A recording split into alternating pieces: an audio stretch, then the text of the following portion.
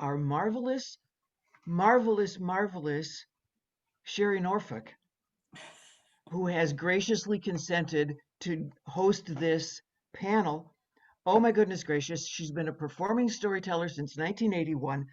She has 17 books on storytelling in the midst of education, taking advantage of the education and the storytelling to cross all kinds of boundaries.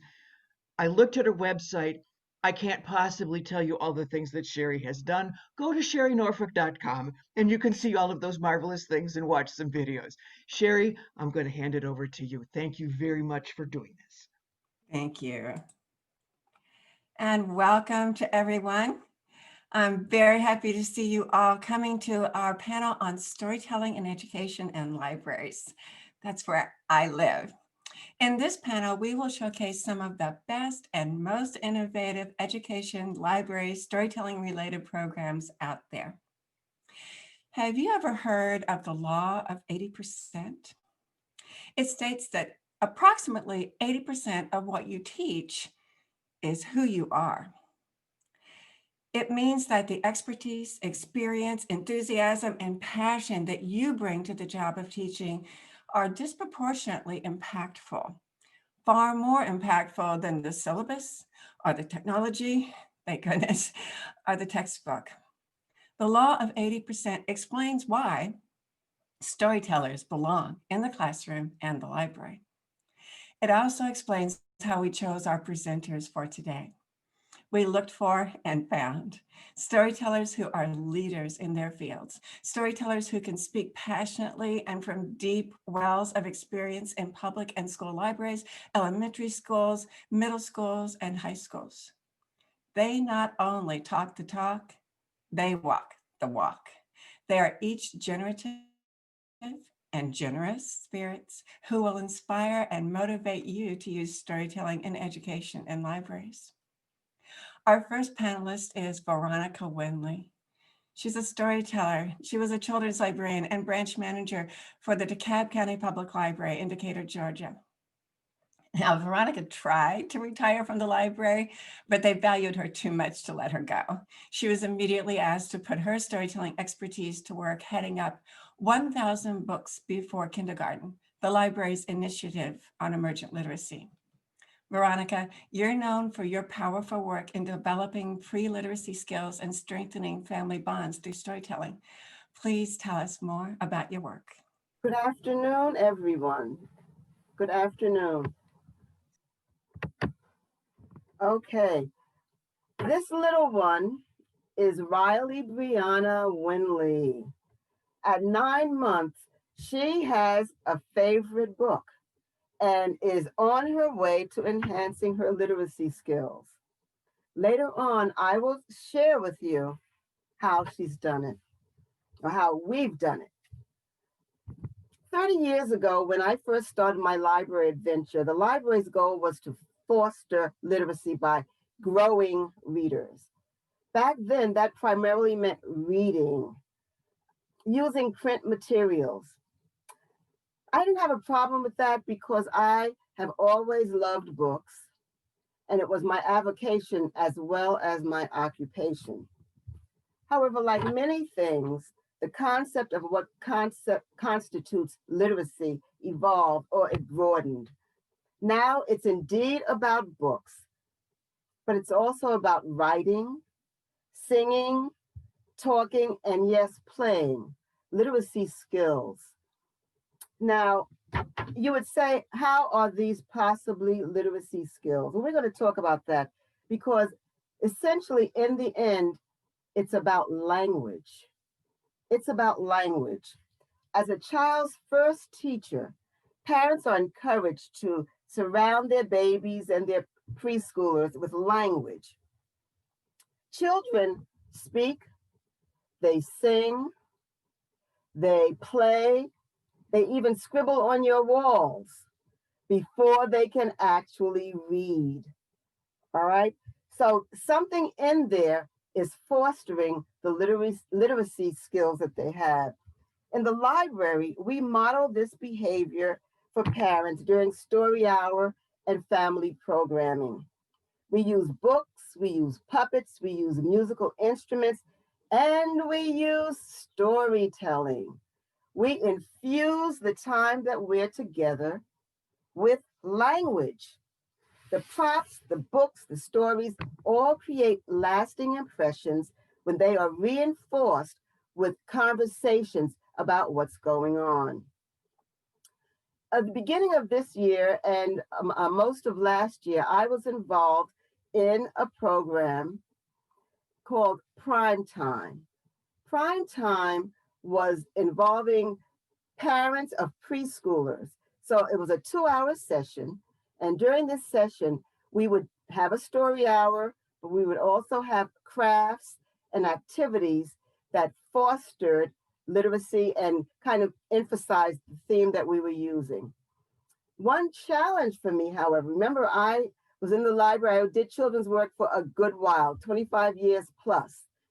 One challenge for me was that when I did a story hour, I would hold the book and I would read the book and with as much impression and enthusiasm as I could, and that was the end of it. However, during prime time story hour, we were asked to take the book and read part of it and then have what was called a turn and talk session.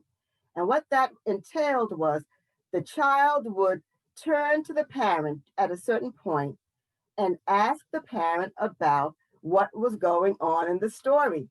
Now, you have to imagine, I'm reading a story and all of a sudden I have to stop in the middle and say, turn and talk to your parent. It was a challenge, but I found it was very rewarding. So what would happen was in the story, if a man was, let's say, fishing, the child would turn and ask the parent about, have you ever fished? What did you catch? And just involve the parent in the process of the story. And it was really great because they were sharing experiences, but they were also sharing language. If you go to the farmer's market, you'll see parents involved with children, even the small one. I heard a mother telling a child, this is jasmine rice. I scratched my head and said, oh, that's interesting. The child isn't going to know about jasmine rice, but she was involving them in language,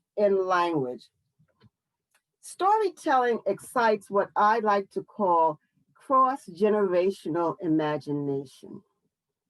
All right, especially when it's interactive and it's a shared experience. By participating in things like call and response. And call and response, I'm sure everyone knows what it is, where the audience gives back to you something that you have said and you've cued them in the beginning. So things like, oh, Hogan's goat. I say, oh, Hogan's goat, and they give it back to me. And things like Ella Jenkins, and here we are, Sherry, did you feed my cow? All right. And never mind, we won't ask you to do it. Did you feed my cow? And in the beginning, I told them what I wanted them to do to respond. And they would come back to me, yes, ma'am. Yes, ma'am. And so we had a little story going there, call and response. We also did involve body movements and singing, all right, all as a part of a literacy kind of initiative. And you would know this kind of initiative by, let's say, the elimination songs like bingo, bingo, and at each point you had to take something away. Something like John Brown's baby had a cold upon his chest. You would start out with the baby and all kinds of motions, but then you would end up with nothing left. And the parents and the family would get involved in this kind of endeavor. And the audience became not just spectators, but they became contributors to the story. They became a lot more involved with what was going on. Some of my favorite stories are pourquoi, or etiological stories, stories that explain how things came to be. Why does the camel have a hump? Why does the rabbit have no tail? Why is the elephant's nose so long? And everyone's favorite, why do mosquitoes buzz in people's ears? All of these are etiological tales that tell how things came to be. One of my favorite stories that I've used for years tells about the homeless state of lions. All right. It's called Lazy Lion, and it's adapted from a book by that same name. When the first clouds appeared above the hot African plain, Lazy Lion roared a terrible roar. "Row! The big rain is coming, and I will need a roof to keep me dry. And since I am the king of the jungle, I will order a fine house to be built, a house that's worthy of my majesty." So off he went looking for someone to build him a fine house. Well, first he found the white ants industriously digging in the earth. And he walked up to them and he roared a terrible roar. "Ah! Build me a house," he ordered. "A big house, a house that's worthy of my majesty."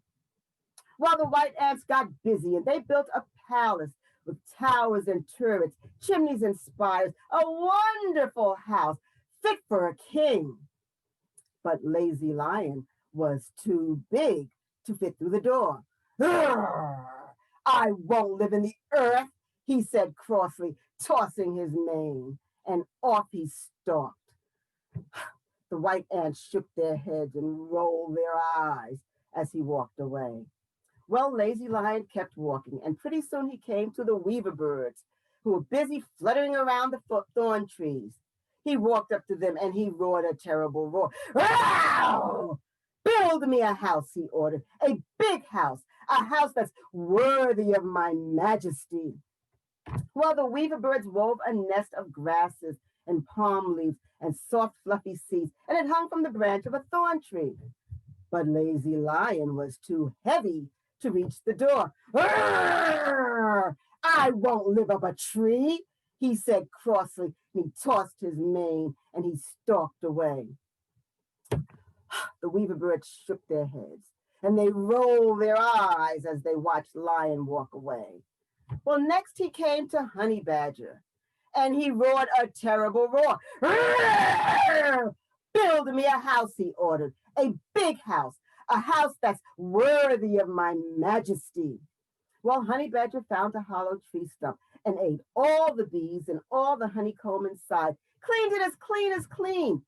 And Lion walked in, but his head stuck out of the hole at the top, and his tail stuck out of the hole at the bottom. "Arr! I won't live in a tree stump," he said crossly, and he tossed his mane and he walked away. Honey Badger shook his head and rolled his eyes. Well, Lion kept walking until he came to Aardvark. Aardvark was busy digging, digging, digging. Lion walked up to him and roared a terrible roar. "Arr! Build me a house," he ordered, "a big house, a house that's worthy of my majesty." Well, Aardvark dug a huge hole with many rooms and caverns, tunnels and caves, a fine house, but it was damp and dark, and Lion couldn't see anything. "I won't live underground," said Lion crossly as he tossed his mane. Aardvark shook his head and rolled his eyes as Lion walked away. Well, Lion kept walking, really offended and huffy now. But he found Crocodile sunning himself on the riverbank. He walked up to him and said, "Build me a house, a big house, a house that's worthy of my majesty." And Crocodile found a cave in the riverbank, swept it with his tail, and Lion walked in and went to sleep. But in the night, the cave filled up with water from the river. "Arr!" said Lion, "I won't live in water." He tossed his mane and walked away. Crocodile shook his head and rolled his eyes as he watched Lion. By now, Lion was very, very angry. He called all the animals together. "You must all build me a house," he ordered. "A very, very big house, worthy of my But just as he said the words majesty, there was a flash of lightning in the sky and a rumbling of thunder, and suddenly the big rain poured down everywhere. All the animals rushed off to their homes, and they all watched the Lion sitting in the rain in the middle of the African plain. "Oh, he's so difficult to please," said Crocodile, snacking his teeth. And he cried a few tears, not real tears, little crocodile tears. And to this day, Lion has not found a house to live in. So he just wanders the African plain on sunny days and cloudy days, and even in the big rain. Okay, all right. Everyone is a storyteller, whether they intend to be or not. Relaying the facts about your day can be funny, sad, or provocative. The library is filled with tales, some read, some acted out, and some told. Children experience this wealth of language and knowledge found in many forms in story time and family programming. Then one day, they come into the library with mom or dad, and with no encouragement or coercion, they rush to the bookshelves, eager to discover the wealth for themselves. They have become budding readers. Mission accomplished. This little person is Riley at 23 months. Same baby that you saw at 9 months in the beginning. And Riley has been surrounded by language. We talk to her, we take her all over the place, and she has attached herself to books. Brown Bear is her favorite. She could almost tell it to you herself. She knows all the words in it. She points to the children and she actually counts how many. She has become a budding reader. Literacy skills are certainly on their way. Mission accomplished. Thank you so much. Mission accomplished, Veronica. Thank you so much. Well, our next panelist is Jane Stinson. Jane was an award-winning kindergarten teacher at the Baker Demonstration School, affiliated with National Louis University in Wilmette, Illinois, where she was an adjunct professor. She has co-authored 5 books on the power of storytelling as a strategy for learning. And though retired, she continues to tell stories in local schools and lead Zoom residencies. Jane is renowned for her ability to enhance skills across the curriculum through storytelling. Jane, please tell us more. Great. Thanks, Sherry. Veronica, I loved your story. Thank you very much. That's great. Wonderful, wonderful. And you know, I'm going to be talking about the elementary classroom. So kindergarten through 5th grade. So it's going to follow these budding readers that Veronica has prepared for my classroom. How lucky is that? I mean, that's really wonderful. So I was in the classroom at one level or another for 47 years. I can't even believe it, although my hair is white and, you know, anyway, I'm still doing Zoom residencies with some of the people in Illinois. I now live on a farm in Wisconsin. Nobody needs to know that, but I told you. When I was in the classroom, my goal was always, every minute of every day, to have a story ready to go for whatever happened. If something wonderful happened, I wanted a story that I could just pop out and respond to the kids. If we were on the playground and one child jumps on another one, I needed a story for that.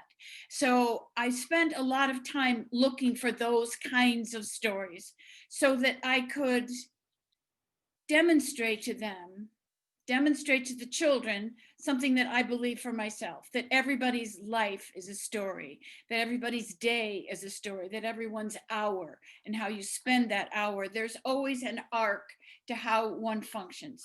And I just think that that's important. I also want to say that in the past couple of years, I'm careful about how I'm going to say this, we've learned again that language, spoken language, is very, very important. I think you probably would agree with me. Clarity of thought, clarity of language, so that people can, first of all, hear what someone else is saying, and then begin to understand that person's point of view. M. Scott Momaday said, "A word is intrinsically powerful. If you believe in the power of words, you can bring about physical change in the universe. I definitely believe that. I definitely believe that. The right word, language that allows people to hear what's going on is important. Hence, storytelling in schools. So as the teacher, I was telling stories, and I was also encouraging storytelling of the kids in the classroom. Most of the teaching that I did, whether I was teaching preschool or elementary or middle school, Judy will talk a lot about middle school, or college teaching, high school teaching, I did projects, or I was project based, asking kids to take on big ideas and extend them out for example, 6 weeks. I'm going to give you 2 examples of that. One will be primary, one will be elementary, so that I think it's important to include the language and literacy component. That's part of the Common Core standards. I find even now, the teachers in schools are not doing a lot with spoken word. They're doing, and of course, we're all fighting tech at this point, but they don't spend a lot of time encouraging language what's coming out of a child's mouth. It's really reading and writing. And writing is great, but you get to edit what you write. You get to write it out, and then you go back and you change it so that it's better. But when you're speaking, it sometimes comes out a little clumsy. So you want to work on that ability to be lucid in your speech. Okay, speaking and listening is interactive. I was very glad that Veronica was saying that as well. I speak, you listen, you speak, I listen. So it's back and forth, just like throwing a ball back and forth. The words go back and forth. Okay, primary project. Here's an example of some of the kinds of things that you can do. And actually, I still do this as a Zoom residency. It's called the Puppet Project. It's 6 weeks. And what that means is that whether I'm in person or on the computer, once a week, I would go into the classroom and I would tell a story. We would talk a little bit about it, and then the kids would make a puppet that is very much based on the story that I had just told. So, for example, you're gonna die when you see this. So, for example, the first week I'm gonna talk about the protagonist, the hero of the story, the main character of the story, and guess who that is? It's you. Can you see this? There it is. So each child is going to make a puppet of herself. Now look what I've used. It's just an old box, right? And a few collage materials. But you get your hair. I used to have an earring here because I used to wear a lot of earrings, but I don't anymore, so I picked it off. The kids, like when they do the collage work, they like to put shiny stuff on their eyes. They might want to put a braid in their hair. And then I often wear a lot of scarves, but I still always wear this blouse. I've been wearing this blouse maybe 25 years at this point. Anyway, but the fact is I want the child to look at himself and then put himself onto this picture. So, okay, that's the protagonist. I will explain this. It's going to make more sense as we go along. That's week 1, protagonist. There are lots of stories with old women protagonists that are great for kindergarten through, for kindergarten 1st and 2nd grade. And I know you can think of a lot of those stories. But when it comes to week 2, where we're talking about the antagonist in the story, and who's the antagonist? The antagonist is the one that causes the protagonist to make some changes, right? Well, there's an absolutely wonderful protagonist, and that is the Gunny Wolf. You all know that, right? Where the Gunny Wolf comes out, hunkity, hunkity, hunkity, hunk, you know, move. I know, move, says the little girl. That's the protagonist. Well, the kids love the Gunny Wolf. It's in Margaret Reed McDonald's 20 Tellable Tales, but you probably know. But I know you're dying to see this puppet. Do you see what this is? It's 2 boxes. And it's made into it's a big mouth puppet.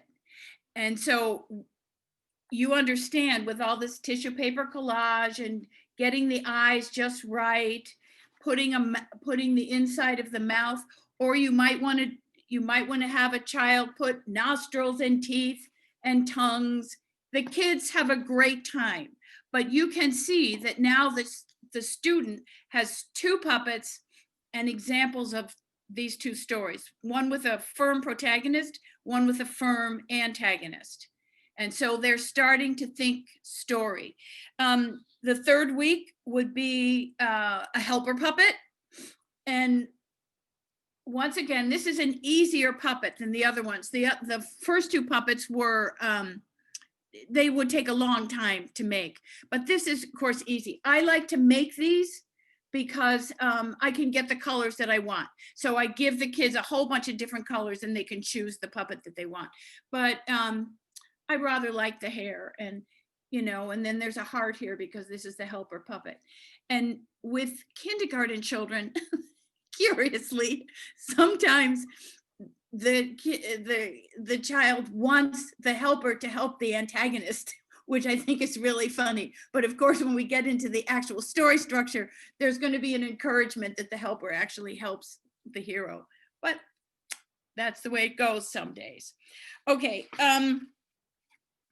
the next week, I would introduce a storyboard.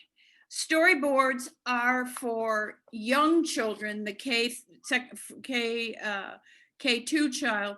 Storyboards that we usually see, the 6-frame storyboard on an 8.5 by 11, that's too difficult for young children. They haven't the visual acuity to, some of them don't even have the right to left, and, you know, with the top line and then the bottom line. So the book is like so. It's 6 pieces of paper, and it's going to go, the first page is going to be once, and the hero is going to be on that page.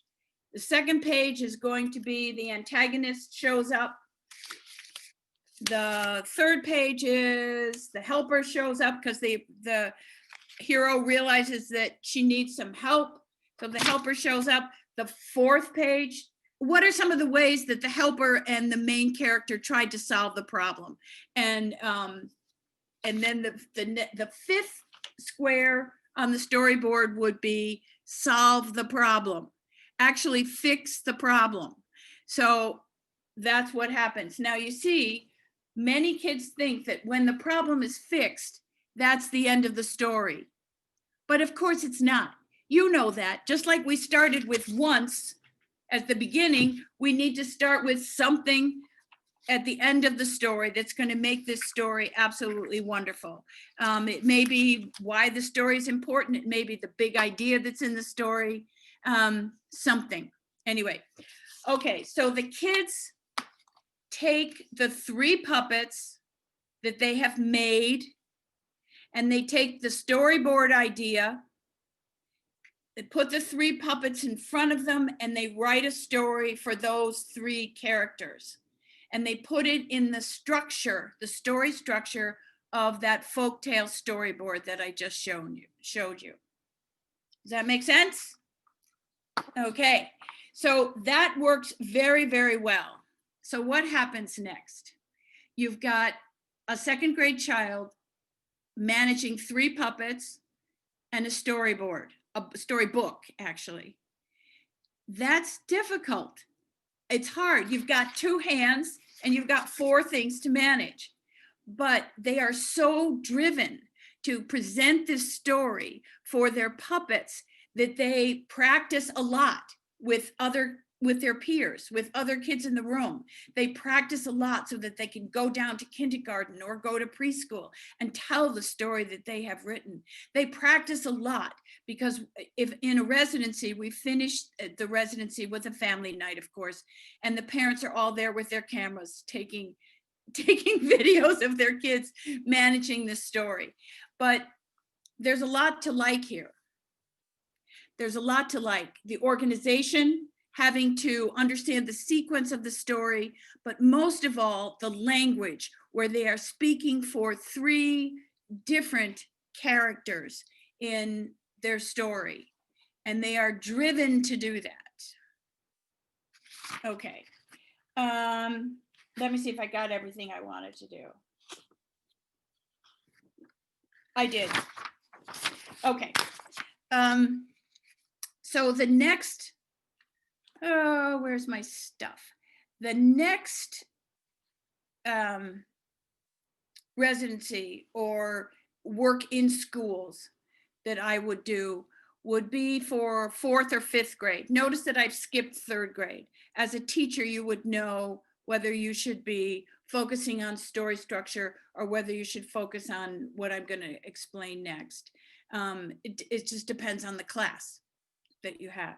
All right, in the elementary school, at the higher level of the elementary school, all of those kids first should have the notion of how to tell a folktale. Let's learn to tell a folktale. So that would be several weeks of work, and the kids would have that. After that, in the school, in my local school, Mineral Point, about 15 kids from the 3 classrooms are either selected, I'm not exactly sure how it works, but the teachers manage it, are selected or they self-select to tell a story about their family's heritage at Heritage Night. In Wisconsin, one of the standards is that for 4th grade is that you do your state's history. So I see a lot of those kids at the Historical Society where I'm a docent, but it's also these story presentations that these kids write are now in the Historical Society, so that's worked out well. Here's how this works. So 15 kids come and they know how to tell a folk tale. So the first thing I ask them to do is to think about their families really hard and what is valuable in their family. What is one thing, one personal object, an object that is personal to your family that makes everybody just agrees that this is important. Okay, in Charlie's family, it was a tractor, a small tractor. In Ella's family, it was the Kringle that her grandmother baked for all of the grandchildren, and she wanted the grandchildren to learn how to bake Kringle. In Willie's family, he wanted to talk about, it was the fact that Grandpa, that surprised me, that Grandpa went to Vietnam. And I'm sitting there thinking, wait a minute, Vietnam, that's my generation. We were all in grad school in Vietnam. No, I'm sorry, I digress. But that was just really funny. So let me just take those 3 people. Charlie realized that he wanted to talk about the tractor. So he went home and he talked to his father and he talked to his grandfather about why they had restored the tractor, kept it in the barn. Charlie went home, he talked to his grandfather and his father, and they took Charlie out to the barn. So there was this lovely interchange of interactive language back and forth, although I don't think it was as interactive as Charlie explained it. I think it was Grandpa and Dad talking to Charlie and giving him all kinds of notes.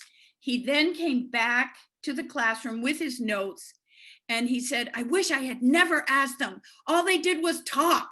I mean, I don't know very much, but he took those notes and gave them to his friends in class, listened to them, then they asked him questions that he could go back. So they were conducting oral interviews of their family. And then it was fashioned into a story. He fashioned it into a story, which he then practiced and practiced. And I kept saying, please sit on the back porch and tell the story. Don't memorize the story, but they are so driven by print in 4th and 5th grades that they want to get the story absolutely perfectly. And I'm trying to get them off of the page and to just talk about the tractor. Okay, the other thing that was important here is that every single one of those kids had a big idea. And for Charlie, here in Southwest Wisconsin, the whole notion of the organic farm in contrast to the monocrop that exists in so much of our environment, that's a battle that he is going to wage all the way through his life. His grandfather and his father have pursued that idea, and he will be doing that as well. So after the story was written, the librarian in the school, in the LMC, Library Media Center, she likes this group of kids a lot. She then taped the kids. I wanted them to tell the story directly to the audience, all the parents that were there for Heritage Nights, and the teachers said, no, it's too hard for them. So we put them on tape, and interspersed with all of the other things that happen on Heritage Night, we now have 10 stories of the heritage of people coming to Mineral Point, immigrants coming to Mineral Point, war stories of what happened in World War II, what happened in Vietnam, life on the farm, life as a clerk in the town. So it works pretty well. Project approach for language development, experimenting with big ideas that are connected, that require a sequence to develop. It's all storytelling, and it's really good storytelling that these kids are doing. Thanks very much. Thank you again. I wish we could have had time for more. Bye. Judy Sima is a storyteller, author, and educator. As a school librarian for more than 35 years, she introduced many young people to the art of storytelling through her middle school storytelling troupe. Her book, an award-winning book, by the way, Raising Voices, guides others to successfully start their own storytelling troupes in schools and libraries. In addition to myriad professional development workshops she's presented lately, Judy recently conducted her annual Scary Story workshops for 4th graders. Today, Judy will discuss adding meaning and bringing topics to life through storytelling. Thank you, Sherry. And thank you, Nest, for having me, and Sherry for inviting me to do this workshop and share my passion. So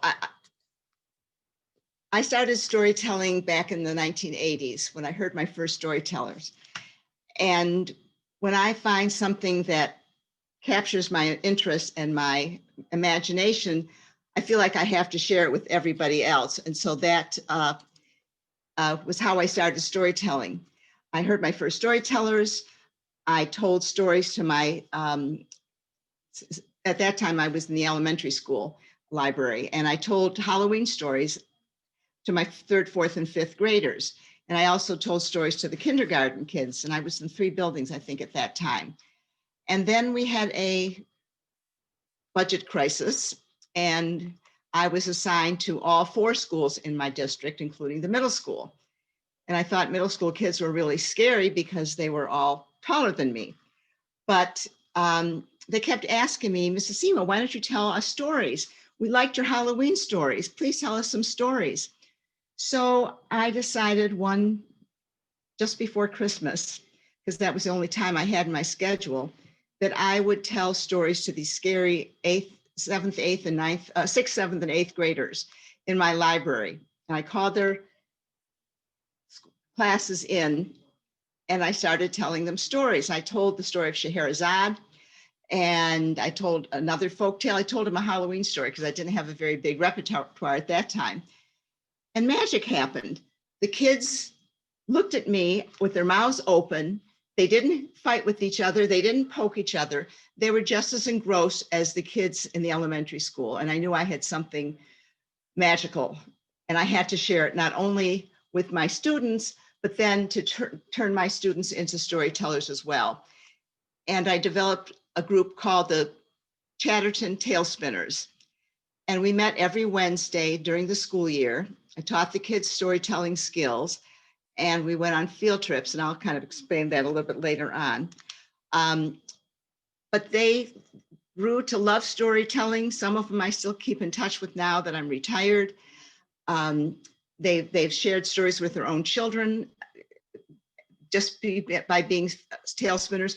One of my kids said that when she got a job, she was a bartender, and she would tell her story that she learned in tale spinners to the people who came to buy drinks at her bar. So it was very valuable, no matter what your occupation was after you left middle school.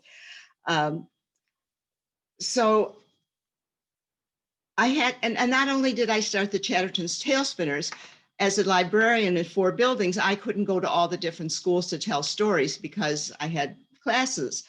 And so I developed a group called the Parent Tellers. We would meet every Thursday morning during the school year. And then did Thursday morning because that was the day for me to go between the middle school and one of the elementary schools, and nobody knew where I was at that time. So my principal gave me permission to start this group called the Parent Tellers. And I thought at first they would be parents that would learn how to tell stories and then go into the classrooms. But as it happened, most of the parents were working or had small children at home. So I just gathered people, anybody that was interested in storytelling from that my district beyond.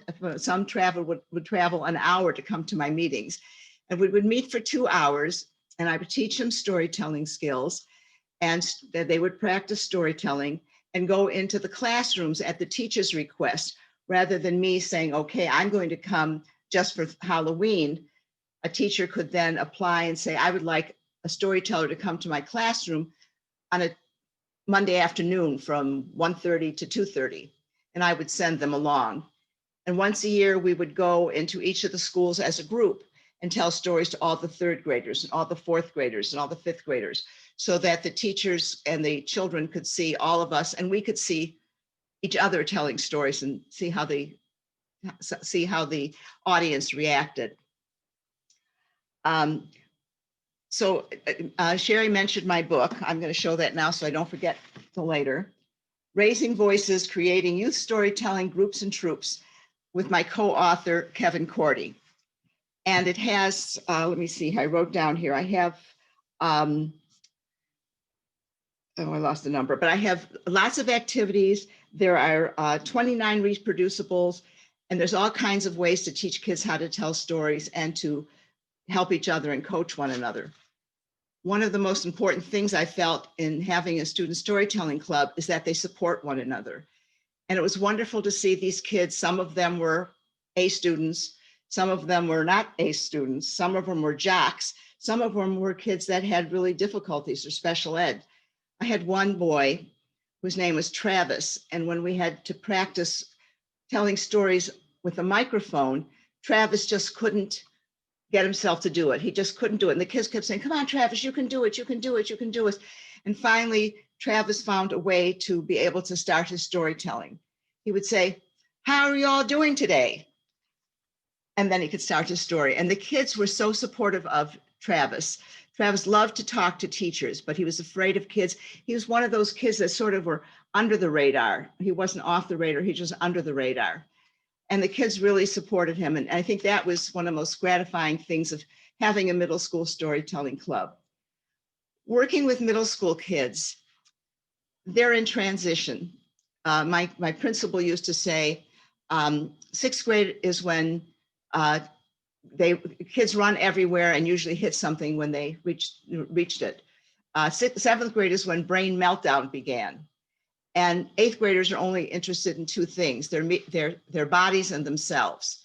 And so to see that progression from 6th to 7th to 8th grade was wonderful. And since I wanted to keep those tale spinners with me through all the 3 grade levels, I developed a circle of excellence. And they had to have a certain number of stories in their repertoire. They had to mentor one of the other new storytellers. They had to, if they reached the ambassador level, which was like they'd have to be in 8th grade, then they would be able to help me plan a field trip to another school or to one of the school classrooms in the district.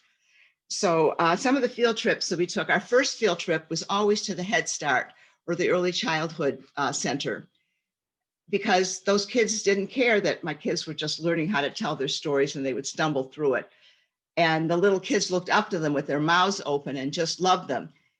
And my tail spinners loved the little kids too, because after we had milk and cookies, they would play in the sandbox, or they would play with the toys or the dress-up clothes along with the preschoolers. So it built up their self-esteems, and they could, play around with those little kids and become kids themselves. One of the best field trips was at the end of the school year.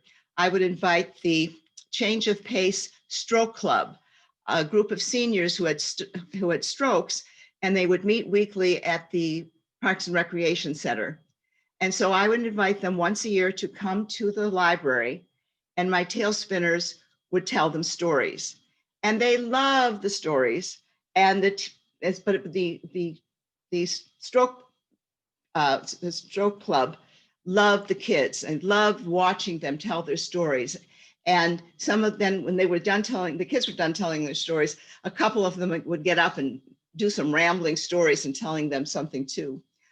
One of the activities that I developed with Cynthia Shangaris and I won't be able to think of her name right now, but it's called the storytelling, what do I call it here?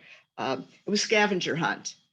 And the kids would talk to the seniors and ask them to answer some questions like, what is a saying that your mother or father or grandmother always said? Or tell me about a cooking disaster, or tell me something about yourself. And the kids would learn from the seniors what their little story is. And then they would share it with us in the big group. And one of the most heartwarming ones and stories that we'd heard, and after they've done the exchange, then I would have them, tell what they learned. And one of the seniors said that she learned from one of the girls that she too was an immigrant. She came from my tail spinner came from Brazil. She lived with relatives, and her parents are still back in Brazil. The senior said that she had come from Lithuania and lived with her, with relatives when she was a little girl. And so these two people with different ages and different experiences could bond with one another. Another boy said he liked this senior because he had his name was Ray and the kid's name was Ray. So he thought that was really terrific. So another field trip that we did one of the other things that I get excited about this, sorry, and I talk fast. So as I said, if I find something I like, I pass it on to others, and I try to get other people involved doing the same things I do. So I had a friend who was in an inner city school in Detroit, and she started a storytelling club. And we went to her school and we told them stories, and they told us all about Kwanzaa. At that time, we didn't have any African-American kids in my class, in my school. And we had a few kids that were Chaldean from Iraq living in our neighborhood, but they taught us about Kwanzaa. And when we would get together with other school children in other places, we'd always end our programs with two things. One is a string story called The Mosquito, where the kids make a sort of like a knot and it disappears when you tell the story. And we would teach that to all of the schools that the other storytelling clubs that we went to. Another one, we would always sing this jazzy Three Bears, and all this stuff is in my book. We would sing the jazzy Three Bears, and that would be our kind of finale. And the kids always fought for the chance to be the bridge that little Cinderella, not Cinderella's, Goldilocks would run under. So I think in this virtual world, it's hard to have a storytelling club, but I don't think it's impossible.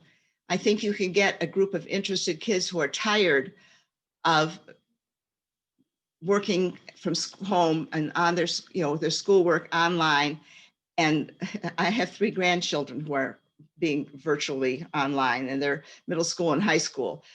And I find out, they don't get dressed. They do their phones while they're doing their homework and stuff like that. They are not engaged. But I think you could engage kids with a weekly meeting on Zoom, teaching them storytelling skills, coaching one another, and then going into classrooms in their school district and a break on Friday afternoon, tell their stories.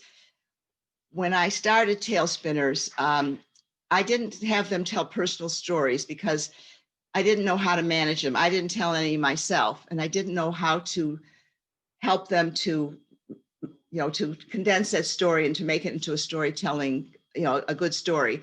Now I do. I have a workshop that I call Turning Memories into Treasures, and the kids create stories from memories in their lives with pretending they had a little camera, and they take a picture of something in their event in their life that they remember and build the story around that particular event, adding, visualization and practicing with one another. And so now if I had the storytelling club, I would be able to have them tell their stories to other people, their personal stories to other people. When I would start the school year every year, I had, different activities to get the kids getting up there and talking to each other, getting up and receiving applause. Middle school kids, they don't want anybody to look at me, or they're the kind that take all the bows and want, to give me some more adulation, or the ones who just sat there and they don't want to be clapped at. So I would make them stand there and be, and appreciate the applause before they sat down. Another thing we did is we never gave any negative comments. We had, first they had to give positive comments when they were coaching one another, or, when they're coaching one another, they start with positive comments and then questions, if they had any questions about the stories. And after the stories had been practiced a number of times and they're ready to kind of polish their stories, then we would give some suggestions they might want to try to improve the story. So it's like a traffic light. We only give green lights for go, it's great, tell me what's great about the story. Amber light was any questions you had, and the red light was for suggestions, but that was only after many weeks of storytelling and practicing their story. One of the other things I did as a librarian, because I couldn't go to all the schools, and because I had gone to Jonesboro every year for a number of years, I decided that my district needed to hear and see really professional national storytellers. And I would get money from my middle school gave me a small budget of like $200, and I would beg money from the PTAs at the three elementary schools. And I would bring in people like Donald Davis. I brought in Jackie Torrance. She was on an Amiga at the time. I had one of my friends from the Detroit Story League carry her little Amiga around so she could go into the schools and into the not in the classrooms, into the schools, and he carried her around. I had wonderful story, Willie Claflin. And I also brought authors into the school too, because I like to see authors. So I think as a middle school teacher online, there would be lots and lots of storytellers that would be willing to come and tell a story to your classroom.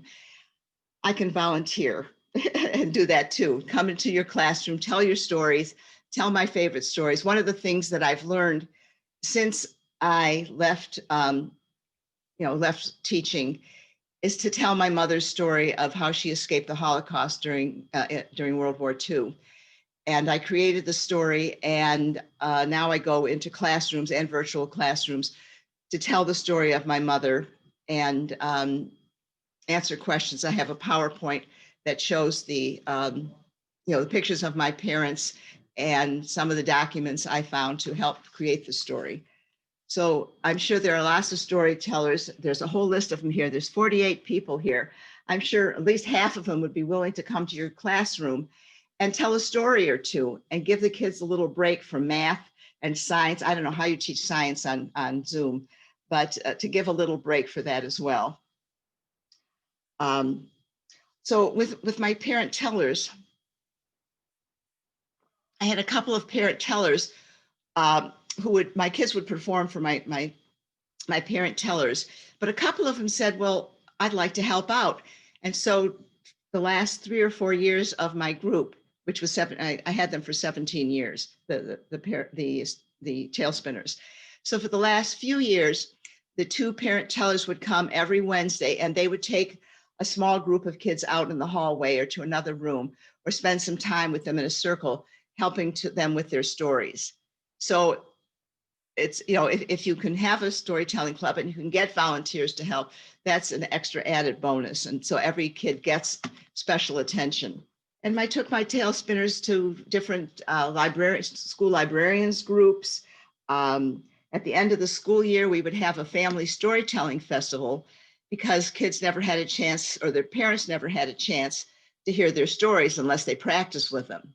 And one good hint to practicing stories, I tell the kids to practice the stories with the door closed in your bedroom and telling your story to somebody on the other side of the door.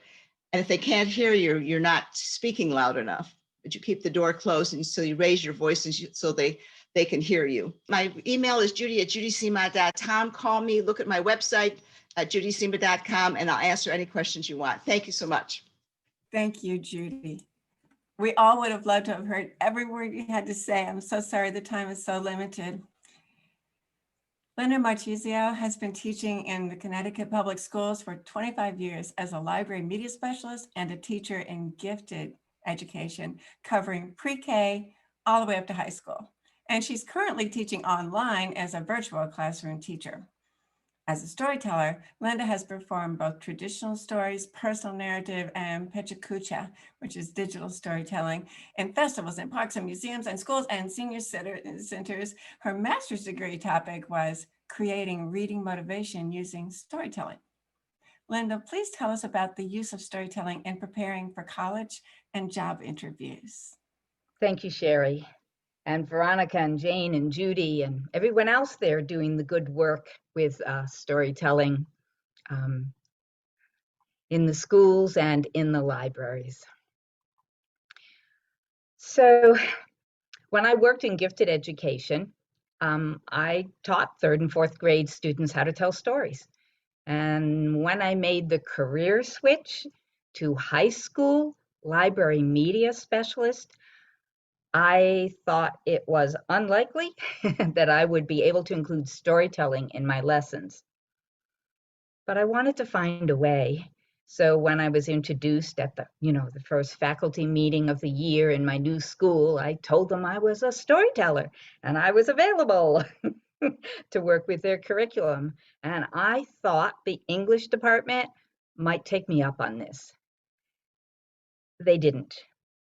But the business teacher did. It's a matter of finding the right collaborative teacher in high school. As a library media specialist, I didn't have my own students, so collaboration was imperative. Thank goodness for my friend Bev.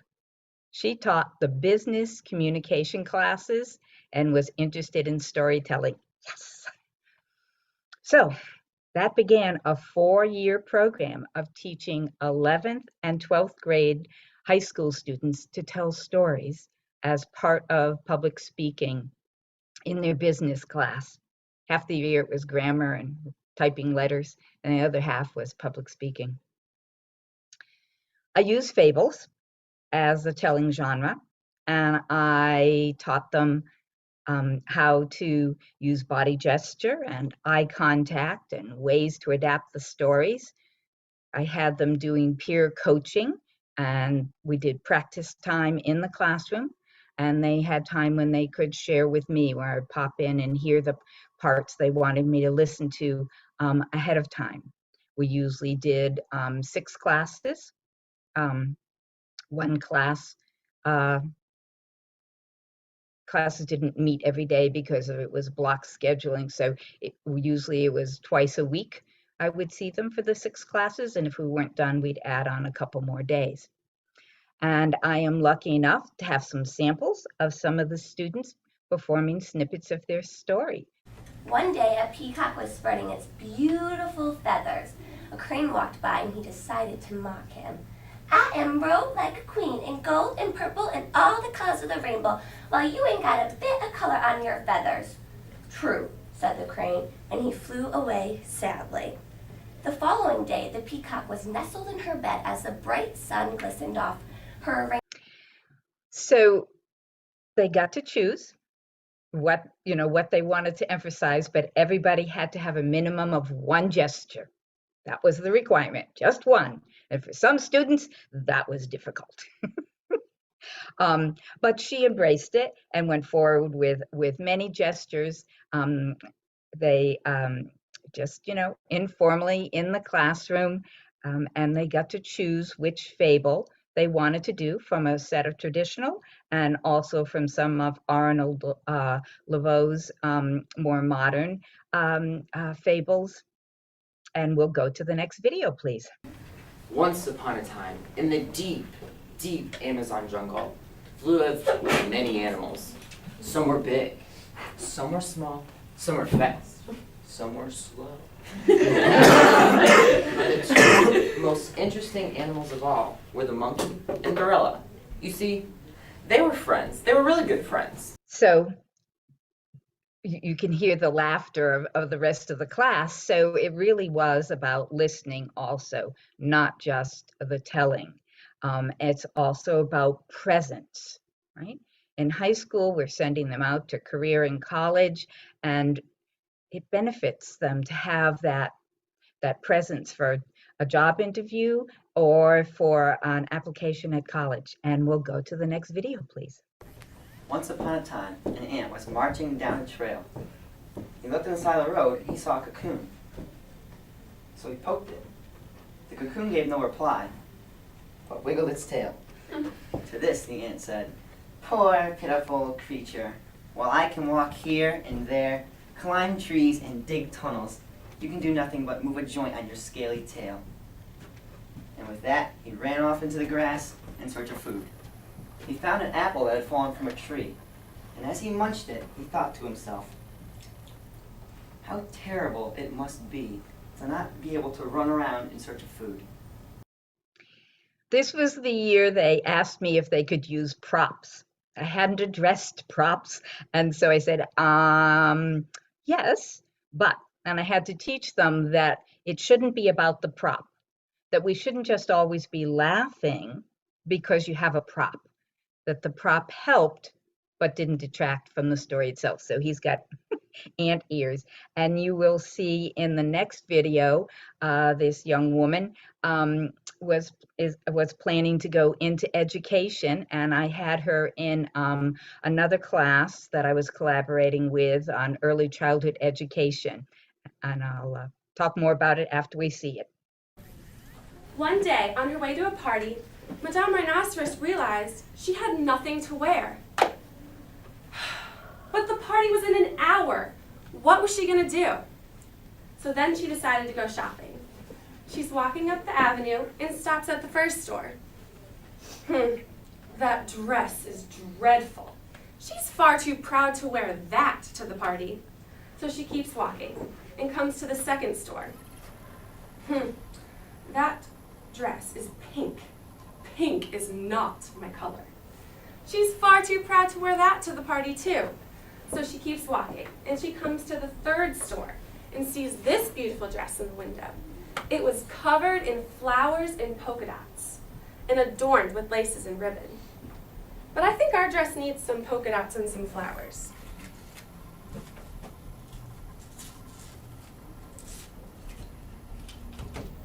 There, that's better.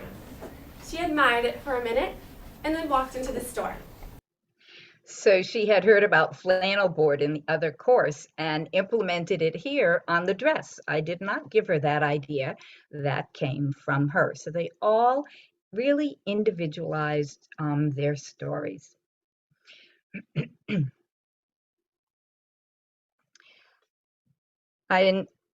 One of the highlights was always hearing from the kids on how they felt about storytelling. And there was one young man who said he was planning on changing his college plans to include communication classes so he could further explore storytelling and oral language. But if you're in education, you need to prove the curriculum supports your standards. The speaking and listening standard of presentation of knowledge and ideas states, quote, adapt speech to a variety of contexts and communicative skills, demonstrating command of formal English where indicated or appropriate. So Bev and I always fell back on that. That is the National Common Core standard. I'm in Connecticut, which we were following too. And this was a rural high school that I was at of about 1,000 students. Later, at an urban inner city high school of 2,000 students, I had the chance to use storytelling in an English speech class, applying another of the Common Core standards, quoting, make strategic use of digital media, examples being textual, audio, visual, interactive elements, use of digital media in presentations to enhance understanding of findings, reasoning, and evidence, and best of all, and to add interest, Yahoo, storytelling. So this group, this population of students were quite different. A lot of students were first generation or moved here from other countries. And I taught digital storytelling based on an adaptation of the Pachaccha. This class, it was an elective speech class, and students in there were mostly just placed in there. They didn't want to be in there. They really didn't want to speak. Speaking in class was excruciating.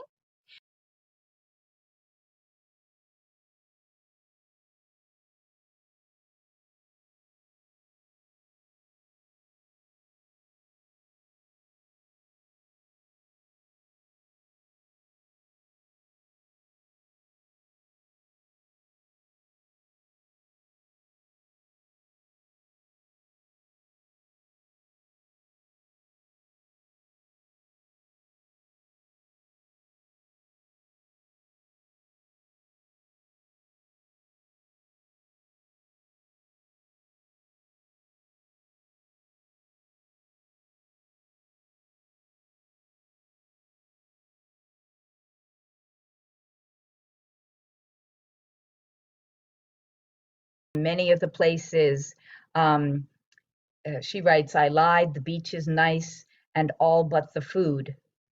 It's not even correct grammar. That's where she is. Oh, with an O. Oh God, I forgot how much I with a lowercase I.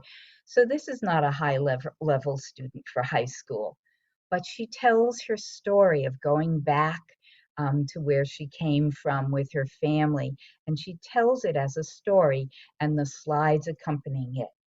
And that last slide of the stars, at night the neighborhood lights would come off and we would only have the night sky to guide us. So the media, the slides go by, they're set on a timing. I adapted the length for them. They only had to do 10 slides, and it was like 10 seconds per slide, and it moves on whether you're ready or not. There are many people doing storytelling with high schoolers. I know you're out there. But still, much of the general public thinks storytelling is just for the little ones. But this myth is worth changing. Storytelling is for everyone. Storytelling is for high school too. Thank you. Thank you, Linda. Thank you, all of the panelists. Wow, we have learned such a lot from our panelists, and I know that each listener has questions and comments they'd like to share. Never fear. We have set aside some time for you to gather in breakout rooms and to do just that. Now, there will be in most, the panelists will be with you in the breakout rooms to add to be resources and moderators, and off you go. I know those conversations could have gone on for the rest of the day. It was really great in our little community, how quickly it became a community. And that's what storytelling does in the classroom, in the library, and virtually. Before we wrap up, I'd like to let the storytellers know about an upcoming opportunity. Artists Standing Strong Together is going to be running a kids storytelling camp during the December break. If you're interested in becoming a mentor, contact Andrea Kamens at andrea@andreakamens.com. On behalf of the panelists and Northeast Storytelling, I would like to thank you for supporting the Nest Fest. If you'd like to learn more about Nest, be sure to visit their website. And thank you.